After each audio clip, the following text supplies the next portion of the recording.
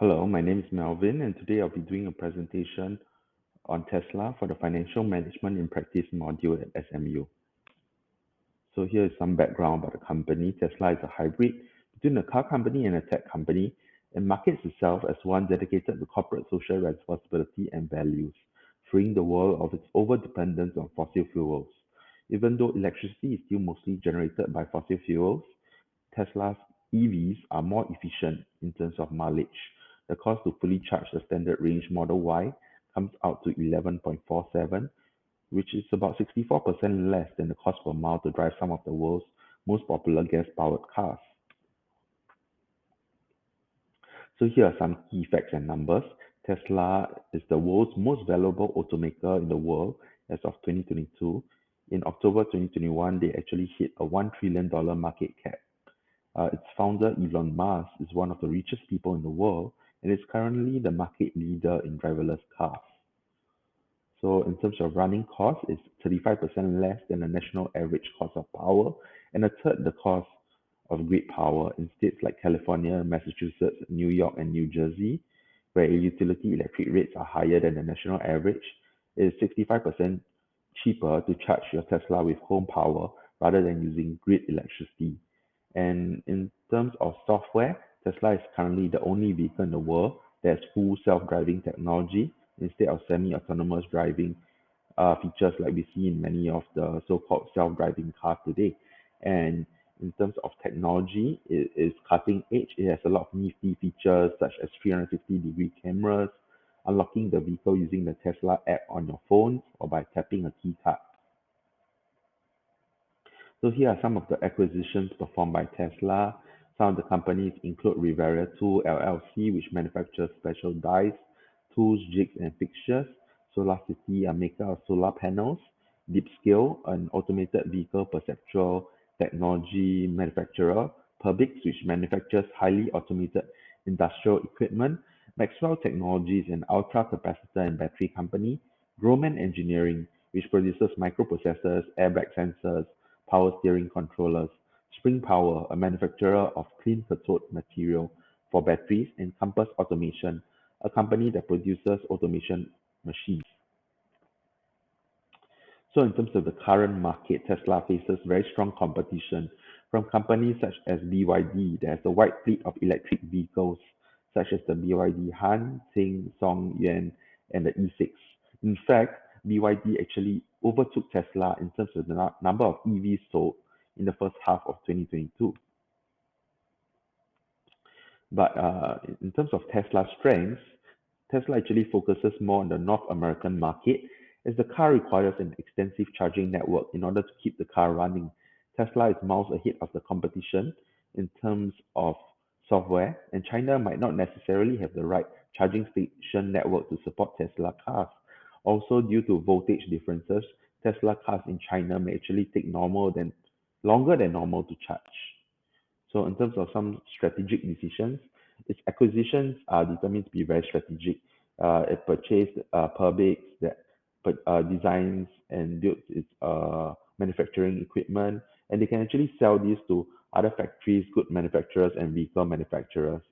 So by making use of the latest manufacturing technologies in Tesla's Gigafactory 3, machines actually work round the clock and they can produce a staggering 150,000 cars per year, which is a record rate. Tesla's acquisitions also differ from traditional ones in the sense that some of them are for future business needs rather than serving an existing need. So Tesla's acquisition also serves to deprive its competitors of the relevant resources, which allows it to gain valuable market share. So in terms of bonds, Tesla actually issued a 1.8 billion US dollar bond in August of 2017, which carried a 5.3% bond with a maturity date of 15 August 2025. And here is some figures from Tesla's Nasdaq listing. So its latest close is 785 US dollars, and in terms of trading volume, it's very high at 18.71 million. And in terms of uh, average volume, it's 30.7 million. And it has a very high market capitalization of 814 billion US dollars. In terms of its beta, it has a 2.11 rating. So in terms of some of the right decisions it's made, so by choosing to go into the electric vehicle industry, currently electric vehicles are soaring in terms of popularity. We can see this is caused in part by the Russia-Ukraine war, which causes fuel prices to skyrocket in some countries to almost double the existing amount, and more people are looking to buy EVs. So in terms of its operating profit, we can see in 2019 it had a negative operating profit of negative 500 million, and in 2020 this was still around 100 million. This improved beginning in 2021 to about 100 million in terms of operating profit, and in 2022 this increased significantly to 3.5 billion. So here is some figures from its income statement. We can see that it has a total revenue of 62.19 billion, and in terms of its gross profit is about 16.8 billion. And interestingly, its earnings per share has increased steadily from an amount of negative 1.14 in 2018 to negative 0.98 in 2019, 0.74 in 2020, and 5.6 in 2021.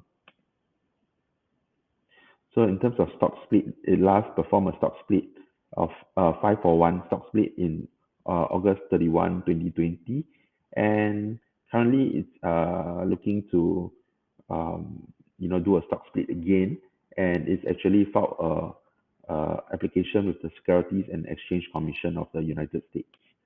So in terms of a weighted average cost of capital, so we can see that its cost of equity has actually it's around 7.75. Yeah, and this ranges between 7.75 and 8.75. And the cost of equity is actually important because for investors, they want to know that at least in terms of the money that they put in, they are able to earn back at least the cost of their equity. Yeah. Next, in terms of its price target, so previously, many analysts expected Tesla to increase and keep increasing, but some of these many analysts have adjusted their expectations and brought down their target price. So we can attribute this to the discount rate. The discount rate actually reflects the opportunity cost of investment, which is the rate return that could have been earned on investment with similar risk. So the discount rate has actually been increasing, and that caused the price target of Tesla to drop.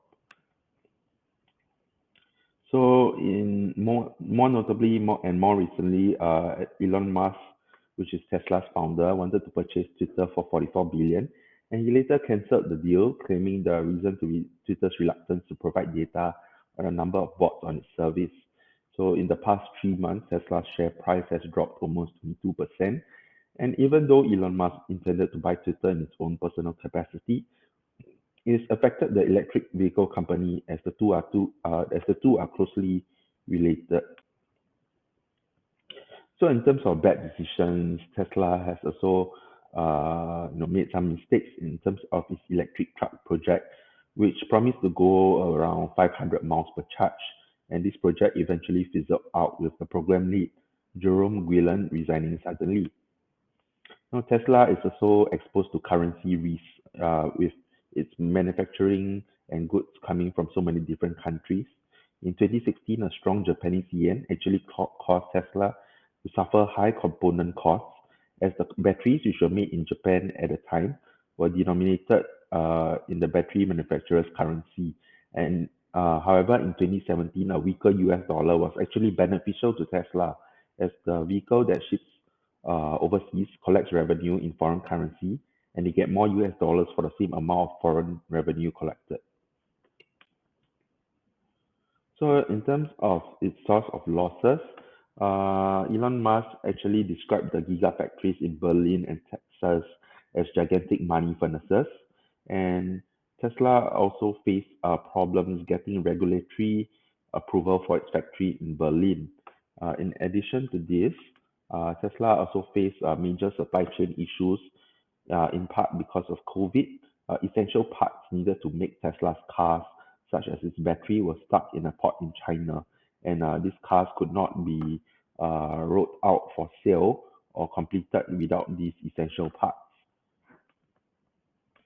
So currently, as of 2022, Tesla is actually in cost-cutting mode, and it has laid off around 10% of its employees.